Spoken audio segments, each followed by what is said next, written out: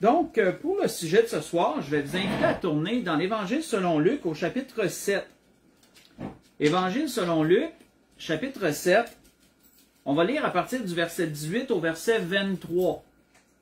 Et je vous dirais que l'Esprit veut nous faire revisiter un sujet que je veux dire, si vous êtes ce qu'on appelle des vieux sauvés, là, c'est une expression un peu pour dire, si vous êtes des gens qui sont venus au Seigneur depuis longtemps, ça ne sera pas un sujet méconnu, même, ça va être un sujet assez connu.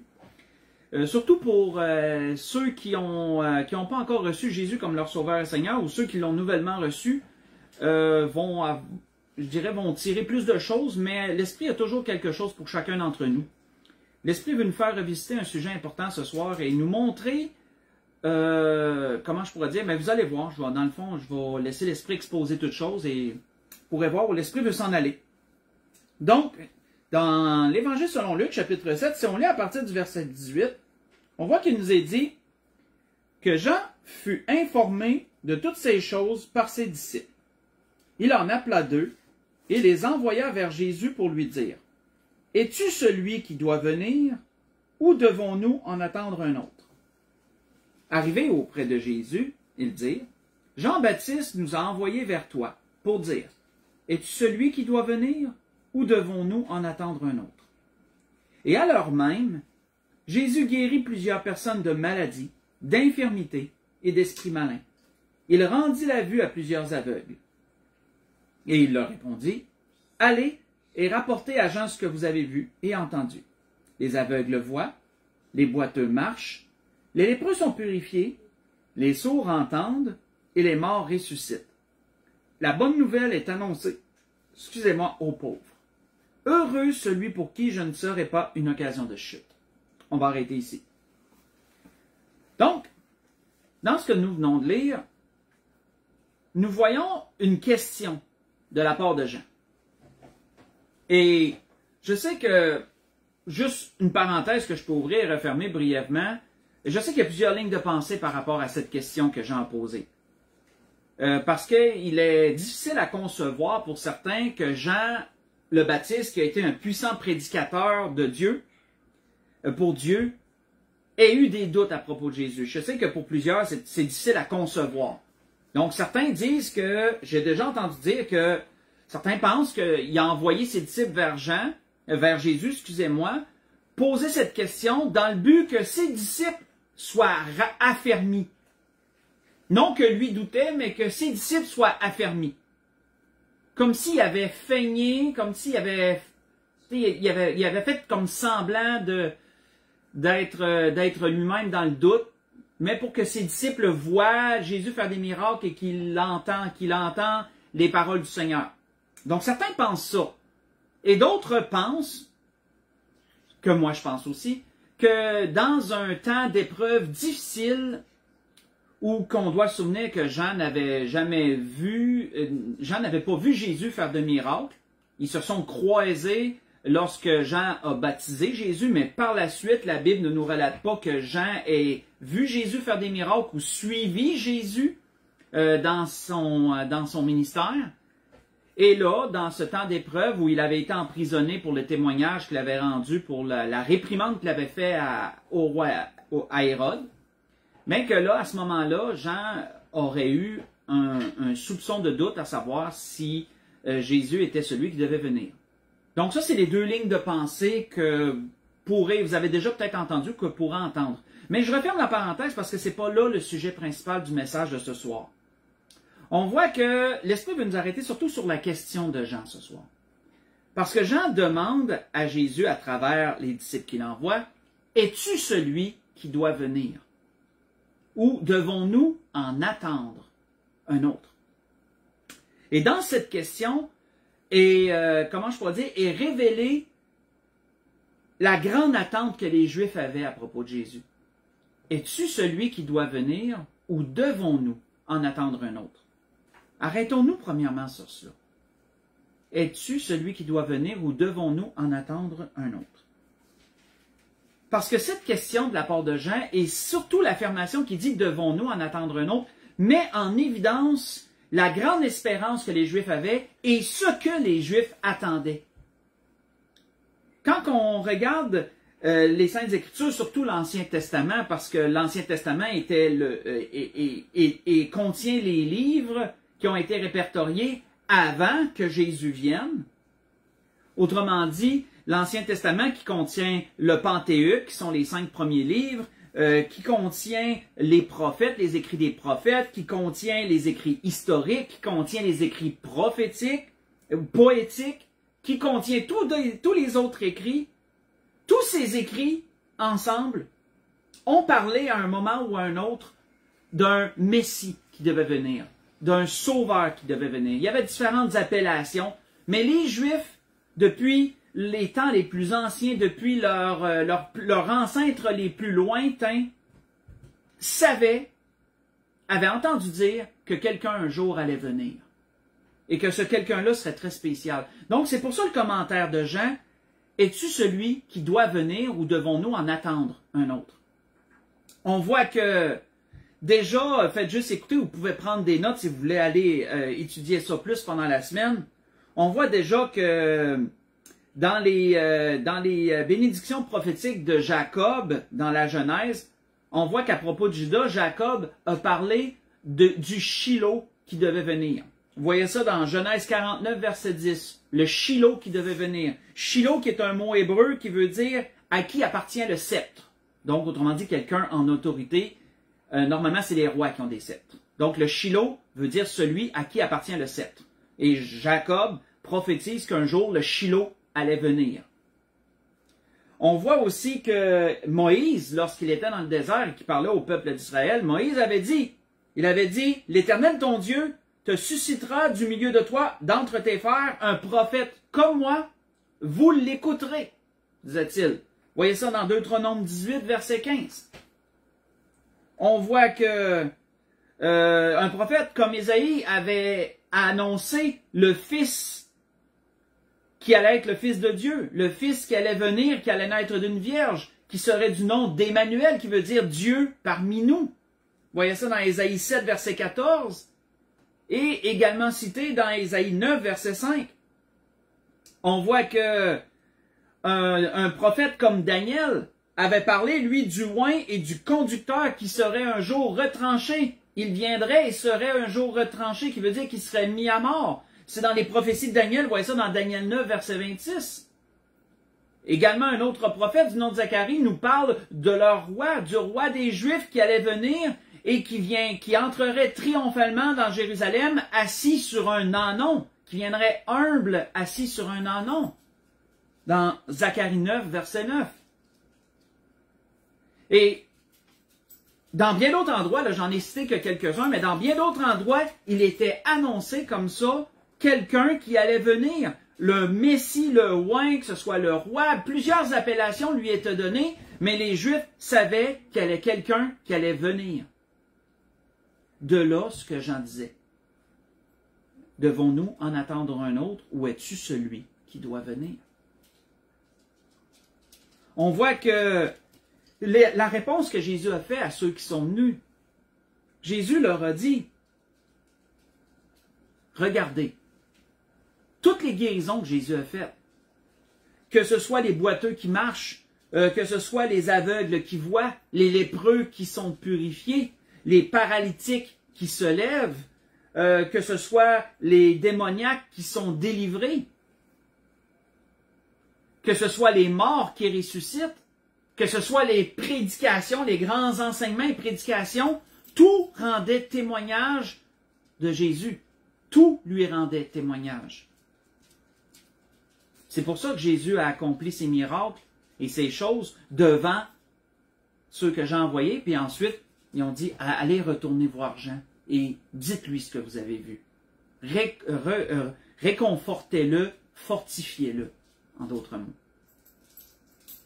On voit que lorsque Jésus était ici-bas, parmi son peuple, et qu'il parlait de lui-même, comment Jésus a-t-il parlé de lui?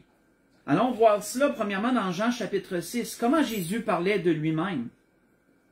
Deux choses, entre autres, que Jésus a dit à propos de lui qui étaient très symboliques pour les Juifs, très significatifs pour les Juifs. Et vous allez voir, l'Esprit veut s'en aller avec ça. Mais on se concentre premièrement sur les Juifs. Dans Jean chapitre 6, si on lit verset 30 au verset 35.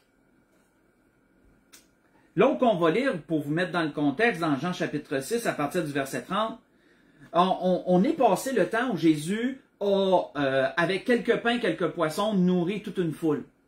Et parce qu'ils étaient dans un lieu désert, puis il n'y avait pas de nourriture, puis Jésus ne voulait pas les renvoyer à vide. Jésus les a nourris avec un rien. Et on voit que la foule suivait Jésus par la suite. Ils cherchaient Jésus, pourquoi? Parce qu'ils voulaient manger. Parce qu'avec Jésus, ils savaient qu'il allait être nourri. Et dans ce temps-là, un repas, ça valait beaucoup. Les gens étaient pauvres, c'était surtout ceux qui allaient vers Jésus, c'était des gens du peuple, des gens du petit peuple, c'était des gens pauvres. Et un repas, ça valait son pesant d'or. Déjà que quelqu'un te nourrisse comme ça, c'était déjà gros. Quand on nourrisse 5000, c'était vraiment énorme, on pourrait dire ça comme ça. Et donc, les Juifs cherchaient Jésus pour le suivre, pour manger. Parce qu'avec lui, ils savaient qu'il y avait de la nourriture. Et là, Jésus leur dit et on voit qu'à partir du verset 30, on est dans une conversation entre Jésus et ceux qui le suivaient. On voit que ces gens-là disent à Jésus, « Quel miracle fais-tu donc, lui dirent-ils, afin que nous voyions et que nous croyions en toi? Que fais-tu? » Pourtant, il en avait vu des choses, là. Il en avait vu des choses, mais lui en demandait encore. On voit que nos pères, dirent-ils, ont mangé de la manne dans le désert, selon ce qui est écrit, il leur donna le pain du ciel à manger. Et Jésus leur dit, en vérité, je vous le dis, Moïse ne vous a pas donné le pain du ciel, mais mon Père vous donne le vrai pain du ciel. Car le pain de Dieu, c'est celui qui descend du ciel et qui donne la vie au monde. Ils lui dirent, Seigneur, donne-nous toujours de ce pain. Et Jésus leur dit, je suis le pain de vie. Celui qui vient à moi n'aura jamais faim, et celui qui croit en moi n'aura jamais soif. Si on saute ensuite au verset 48 au verset 51 du même chapitre, qu'est-ce qu'on voit aussi? On voit aussi que Jésus répète, il dit, je suis le pain de vie. Vos pères ont mangé la manne dans le désert et ils sont morts. C'est ici le pain qui descend du ciel, afin que celui qui en mange ne meure point.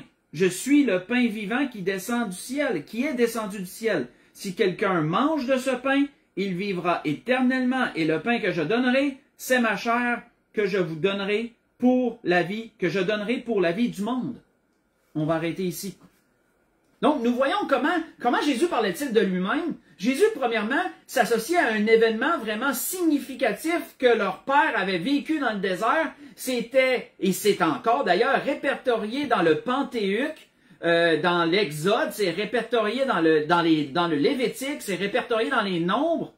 Ils peuvent voir dans leurs écrits sacrés, ils ont pu voir ces choses déjà de leur temps, ils se le faisaient lire régulièrement, que leur père avait mangé dans le désert, là où il n'y avait pas mangé, Dieu les avait nourris du pain du ciel. Et Jésus reprend cet événement grandiose que leur père a vécu, il se l'approprie pour lui-même et il leur dit, je suis la manne, autrement dit, je suis ce pain qui est descendu du ciel.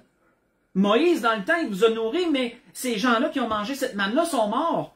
Mais moi, je suis le vrai pain du ciel qui donne la vie éternelle, disait-il. On voit que le Seigneur parlait de lui-même de cette façon-là. Et ça, c'était pas rien, parce que Jésus se référait à un événement qu'il connaissait bien. Il leur donnait, autrement dit, une piste de réflexion, une référence qu'il connaissait bien. Jésus n'allait pas prendre un exemple tiré des nuages que le peuple juif ne comprendrait pas. Il s'associait à la manne que leur père avait mangée dans le désert. Et il leur disait, je suis ce pain du ciel, qui est descendu du ciel vers vous pour vous donner la vie, pour vous faire subsister. Et Jésus, par les miracles qu'il a accomplis, entre autres par la multiplication des pains et des poissons, a fait la même chose que Dieu a fait dans le désert, lorsque le peuple, entre autres, je lisais ça dernièrement, que le peuple pleurait pour avoir de la viande, et que Dieu a dit à Moïse, dis-leur, vous ne mangerez pas de la viande une journée, 2 jours ou même une semaine. Vous allez en manger un mois entier dans le désert. Et même Moïse, je me souviens que j'ai lu ça dernièrement dans les Nombres, Moïse de dire à Dieu comment une telle chose peut être possible. On est dans le désert. Et Dieu de dire à Moïse, y a-t-il quelque chose d'impossible à Dieu?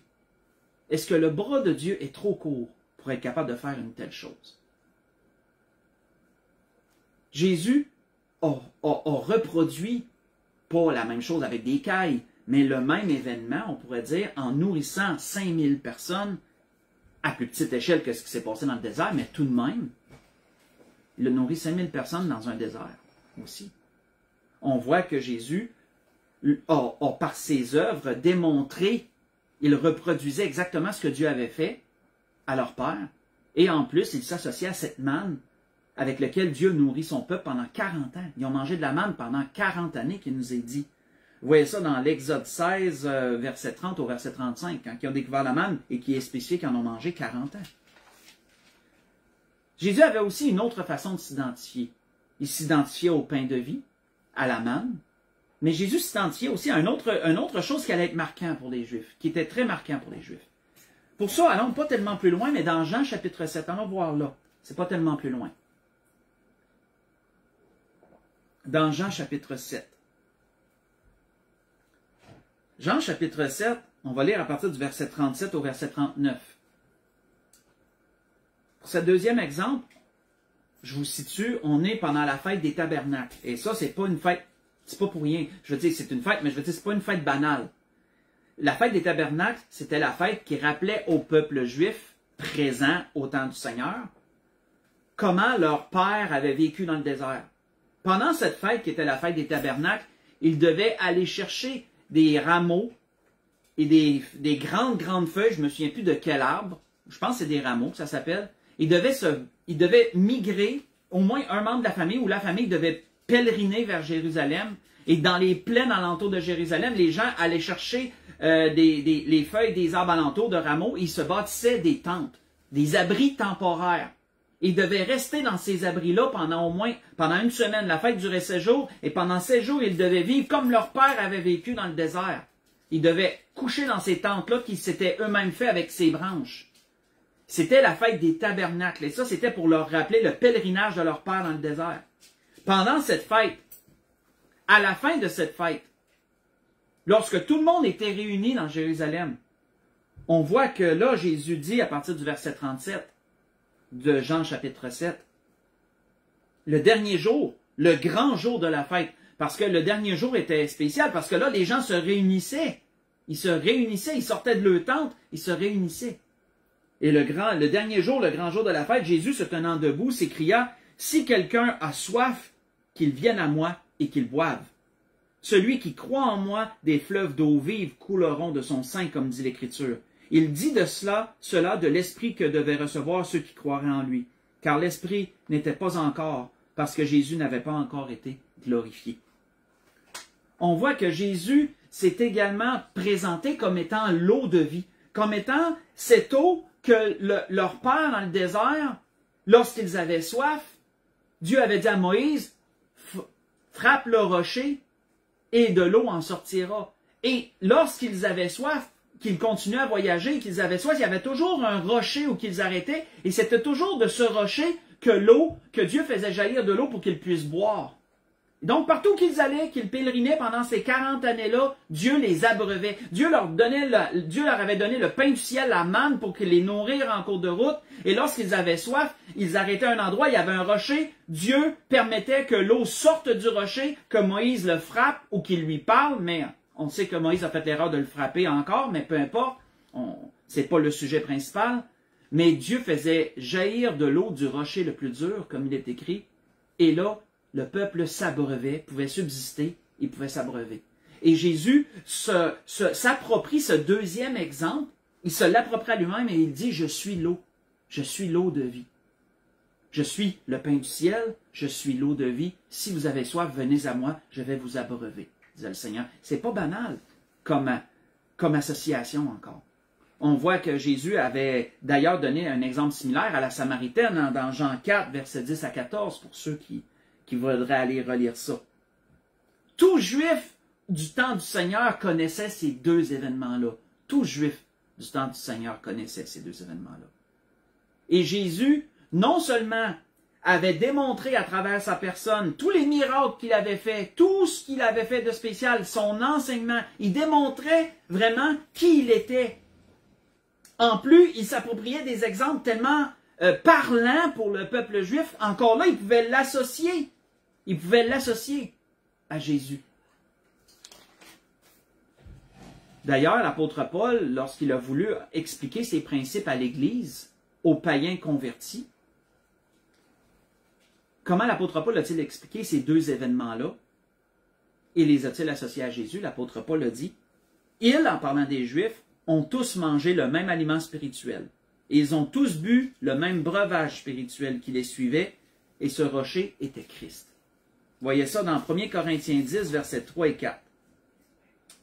En somme, frères et sœurs, pour être sauvés, les Juifs devaient croire, et doivent encore aujourd'hui croire la même chose. Ils devaient croire que Jésus était le Messie attendu, que Jésus avait accompli tout ce que la loi et les prophètes prescrivaient. Ils devaient croire que Jésus était celui qui cochait toutes les cases. Moi, c'est de la façon dont je me suis représenté ça. S'il avait fallu faire un genre de schéma, de diagramme ou de peu importe, pour dire, voici ce que le Messie, le roi annoncé, doit faire, tac, tac, tac, tac, tac, tac, tac, ben Jésus était celui qu'on pouvait mettre des crochets absolument à toutes les cases, à toutes les choses qu'il devait faire. Jésus les a tout remplis. Il a accompli la loi et les prophètes. Et c'est sur cela que les Juifs se basent, ou doivent se baser, pour être sauvés. Ils doivent croire en celui qui est venu et qui était annoncé. Que celui qui est venu, Jésus-Christ, qui est venu du milieu d'eux, ils doivent croire que c'était lui qui était annoncé par la loi et les prophètes. Et Jésus a tout fait pour que les Juifs peuvent avoir cette référence-là et peuvent le croire. Il a tout fait ça. Et c'est pas pour rien que, avant d'enchaîner, lorsque Pierre a rendu un grand témoignage, c'était vraiment la démonstration de ce qu'il devait reconnaître. On voit qu'il a dit quoi? Jésus étant arrivé, je vais vous dire où j'ai lu après, Jésus étant arrivé dans le territoire de Césarée de Philippe, demanda à ses disciples, « Qui dit-on que je suis, moi le Fils de l'homme? » Ils répondirent, « Ben, on a entendu dire que il y en a qui pensent que tu es Jean le Baptiste. D'autres, Élie. D'autres, Jérémie ou l'un des prophètes. » Pourquoi qu'il y a tant de gens qui pensaient des choses comme ça? Mais parce que Jésus avait accompli des choses que tous ces gens avaient accomplies. Jésus avait un témoignage aussi puissant que Jean le Baptiste. Une prédication puissante comme Jean le Baptiste. Jésus a accompli les mêmes choses qu'Élie. Jésus a ressuscité un mort comme Élie l'a fait. On voit que Jésus a accompli des choses que Jérémie également a faites. Donc, il était normal que les gens l'associent à un ou à l'autre.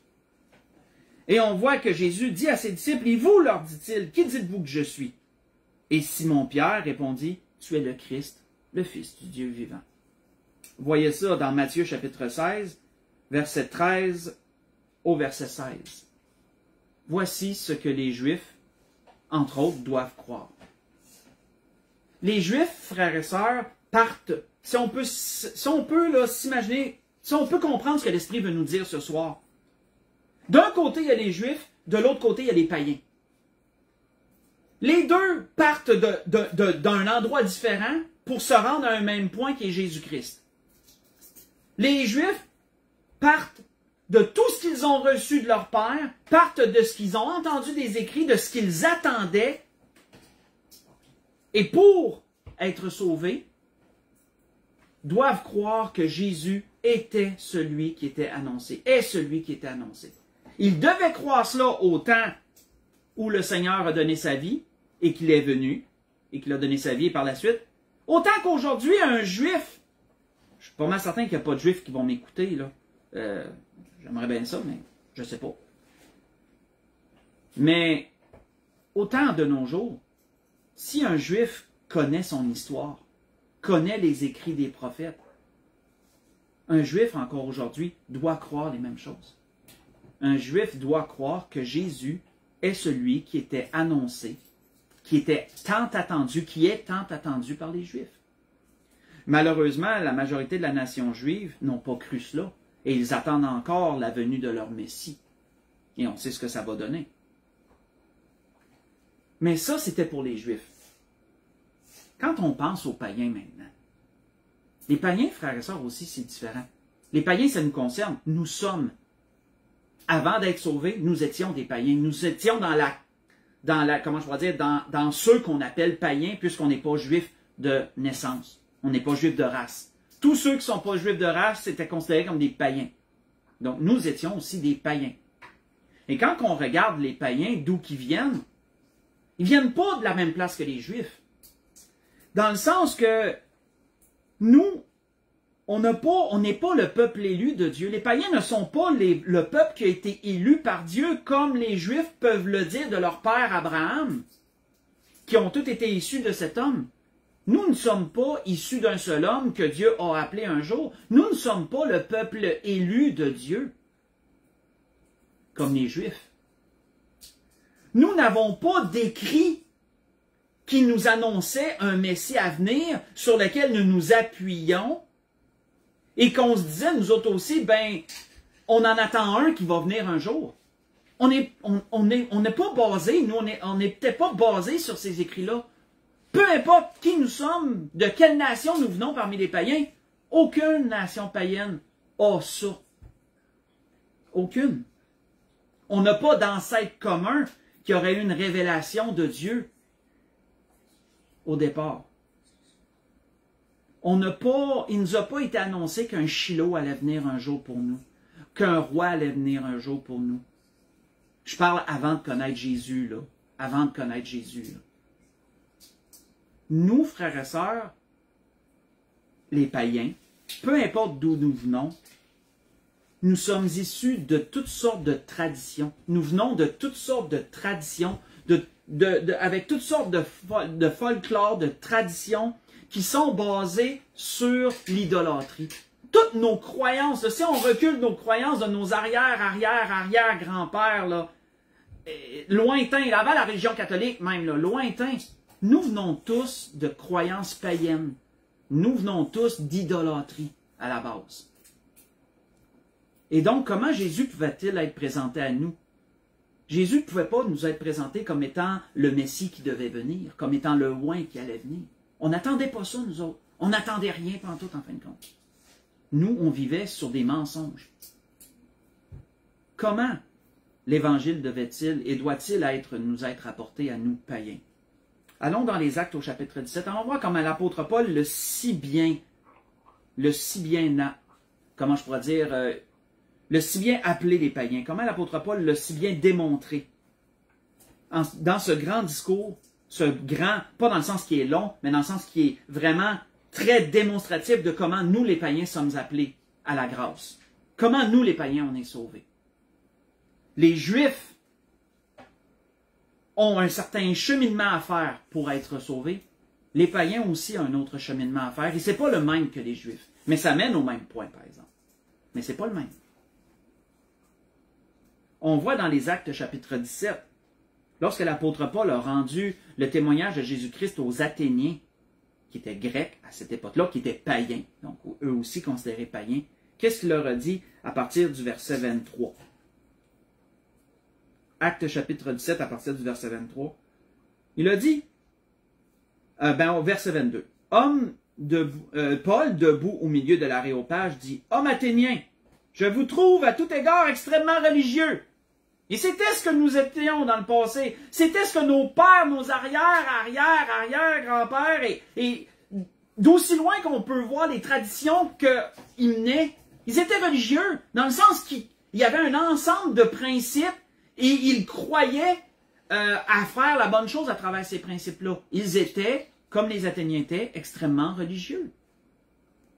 On voit qu'il est dit, l'apôtre Paul continue en disant, « Car en parcourant votre ville et en considérant les objets de votre dévotion, j'ai même découvert un autel avec cette inscription à un Dieu inconnu. Et ce que vous révérez sans le connaître, c'est ce que je vous annonce. Le Dieu qui a fait le monde et tout ce qui s'y trouve, étant le Seigneur du ciel et de la terre, n'habite point dans des temples faits de mains d'hommes. Il n'est point servi par des mains humaines, comme s'il avait besoin de quoi que ce soit. Lui qui donne la vie, la respiration et toutes choses. Il a fait que tout homme sorti d'un seul sang habite sur toute la surface de la terre, ayant déterminé la durée des temps et les bornes de leur demeure. Il a voulu qu'il cherche le Seigneur et qu'il s'efforce de le trouver en tâtonnant, bien qu'il ne soit pas loin de chacun de nous. Car en lui, nous avons la vie, le mouvement et l'être. Voyez-vous comment que l'apôtre Paul reste centré sur Dieu? Il n'a même pas introduit Jésus encore. L'apôtre Paul reste centré sur Dieu, qui est à la base, comment je peux dire, même si les païens croyaient et pratiquaient l'idolâtrie, ils servaient des idoles, ils se centraient quand même leur esprit vers un être suprême. Et l'apôtre Paul reste sur ça jusqu'à présent. Il ramène cet être suprême-là en avant-plan et il leur dit, nous sommes tous issus de cet être-là, de cet être suprême-là. Mais c'est sûr que l'apôtre Paul doit introduire Jésus d'une certaine façon, parce que c'est là que les païens doivent s'en aller pour être sauvés. On voit que l'apôtre Paul dit par la suite, « Car en lui nous avons la vie, le mouvement et l'être, et c'est ce qu'ont dit aussi quelques-uns de vos poètes. De lui nous sommes la race. » On voit qu'il dit, « Ainsi donc, étant de la race de Dieu, nous ne devons pas croire que la divinité soit semblable à de l'or, de l'argent ou de la pierre sculptée par l'art et l'industrie de l'homme. » Ça, frère et sœurs, les Juifs n'avaient pas ça. Les Juifs n'avaient pas un problème comment je pourrais dire, d'idolâtrie dans le sens de leurs enseignements, je veux dire. Je dis pas que les Juifs n'ont pas commis l'idolâtrie, on sait que bien des fois ils l'ont fait malheureusement à cause des coutumes païennes, mais dans leurs enseignements, dans leurs écrits, comment devaient-ils adorer? Il n'y avait pas ce problème-là. Ils ne croyaient pas que Dieu soit représenté à travers l'industrie et les sculptures des hommes, etc. Ce que les païens croyaient, et croient encore malheureusement, jusqu'à un certain point, dépendant d'où tu viens. On voit qu'il dit, Dieu, sans tenir compte des temps d'égarement, des temps d'ignorance, annonce maintenant à tous les hommes en tout lieu qu'ils ont à se repentir. Voilà où Dieu amène tous les païens. Dieu annonce à tous les hommes en tout lieu qu'ils ont à se repentir. Parce qu'il a fixé un jour où il jugera le monde selon la justice par l'homme, et là on introduit Jésus, par l'homme qu'il a désigné, ce dont il a donné à tous une preuve certaine en le ressuscitant des morts. On va arrêter ici. On voit quoi, frères et sœurs? Comment que la personne qui est païenne est-elle sauvée? La personne qui est païenne est appelée à reconnaître certaines choses. Les Juifs, de leur côté, devaient reconnaître que celui qui est venu, Jésus-Christ, pour eux, premièrement, était celui qui devait venir. Ils doivent reconnaître ça. Mais les païens, qu'est-ce qu'ils doivent reconnaître, eux? Puisqu'ils n'attendent pas, dans notre histoire, là, on n'attend pas quelqu'un, nous, comme les Juifs. Qu'est-ce qu'on doit reconnaître? L'apôtre Paul l'avait brièvement expliqué à un autre roi païen. Faites juste écouter. L'apôtre Paul avait dit que Dieu l'avait envoyé afin qu'il leur ouvre les yeux, en parlant des païens, qu'il leur ouvre les yeux pour qu'ils passent des ténèbres à la lumière, de la puissance de Satan à Dieu, pour qu'ils reçoivent par la foi en moi, en parlant de Jésus-Christ, le pardon des péchés et l'héritage avec les sanctifiés. Et Paul dit, en conséquence, roi Agrippa, je n'ai point résisté à cette vision céleste, à ceux de Damas d'abord, puis à Jérusalem et dans toute la Judée, chez les païens, j'ai prêché la repentance et la conversion à Dieu, avec la pratique d'œuvres dignes de la repentance. J'ai lu dans Actes chapitre 26, j'ai lu du verset 18 jusqu'au verset 20. Les païens doivent reconnaître que leurs croyances sont fausses. Peu importe dans quelle croyance ils sont, leur croyance, elle est fausse. C'est la base. Leur croyance, elle est fausse. Ils doivent reconnaître qu'ils sont perdus, qu'ils ne sont pas en paix avec Dieu, qu'ils ne sont pas réconciliés avec Dieu, ils sont séparés de Dieu et perdus. C'est ce qui nous est dit d'ailleurs dans Romains 3, verset 23, vous n'avez pas besoin de se tourner. Les païens doivent reconnaître qu'ils ne peuvent se sauver eux-mêmes. On ne peut pas gagner notre ciel. On ne peut pas être assez bon pour, par nous-mêmes, de notre propre chef, être capable d'atteindre Dieu par nous-mêmes. Le païen doit croire qu'il ne peut pas se sauver lui-même. Voyez ça dans Éphésiens 2, versets 8 et 9. Le païen doit croire que celui qu'on appelle Jésus-Christ, qu'on dit être le Fils de Dieu, que Dieu a envoyé sur la terre, il doit croire que ce Jésus-Christ est le seul qui peut le réconcilier, le seul qui peut le réconcilier avec Dieu, et ainsi le sauver. Comme l'apôtre Paul le disait, car il y a un seul Dieu et aussi un seul médiateur entre Dieu et les hommes, Jésus-Christ homme, qui s'est donné lui-même en rançon pour tous. Voyez ça dans 1 Timothée 2, verset 5 et une partie du verset 6.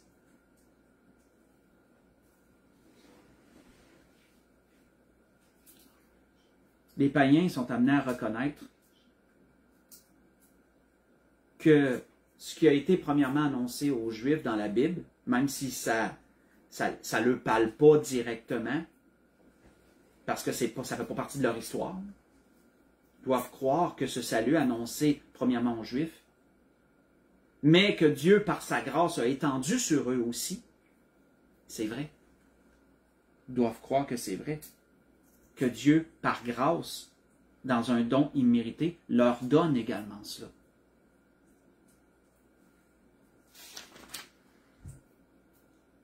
Comme vous voyez, ce que l'Esprit voulait nous montrer ce soir, l'Esprit a voulu nous dresser un portrait ce soir, comment les Juifs et les païens, tous deux venant comment je pourrais dire, ayant un cheminement différent à faire, sont tous deux appelés à la grâce en Jésus-Christ. Les Juifs partent de leur histoire, de leurs enseignements, et doivent croire que Jésus est celui qui est annoncé, que c'est lui qui coche toutes les cases, qu'ils n'ont pas besoin d'en attendre un autre. Là. Il est venu, puis ils doivent le croire. Ça, c'est pour les Juifs.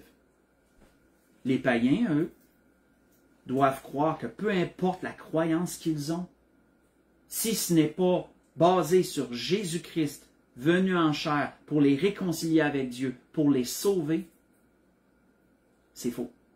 Ils sont sous la puissance de Satan. Et Dieu veut les délivrer. Dieu veut leur ouvrir les yeux. Dieu veut qu'ils passent des ténèbres à la lumière. Les païens ont également leur cheminement à faire. Comme on l'a mentionné.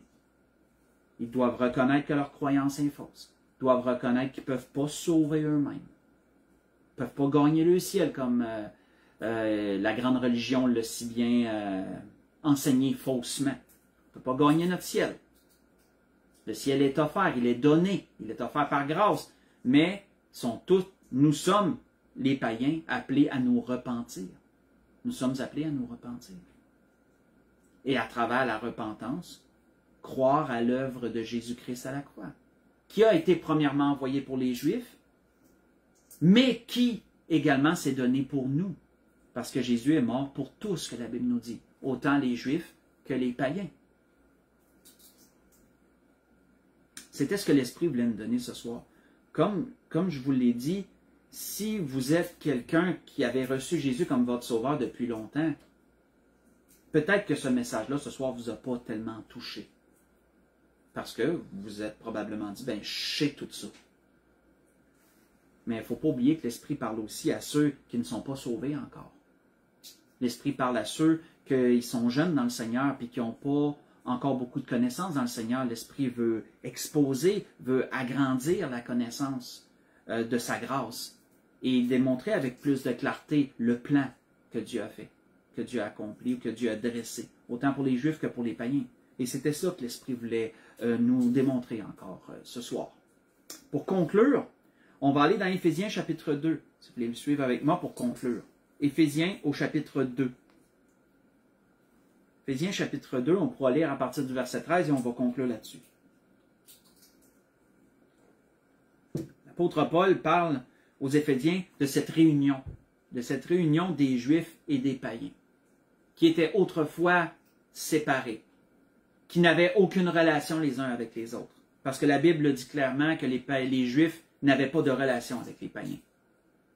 Sauf relation peut-être commerciale, peut-être bien basic, là, comme on dit dans notre jargon, là, dans nos expressions. Bien basic, bien de base. Pas de relation personnelle. Même un Juif entrait même pas chez un païen pour manger. Il mettait même pas le pied sur le seuil de la porte d'un païen pour ne pas se souiller, entre guillemets.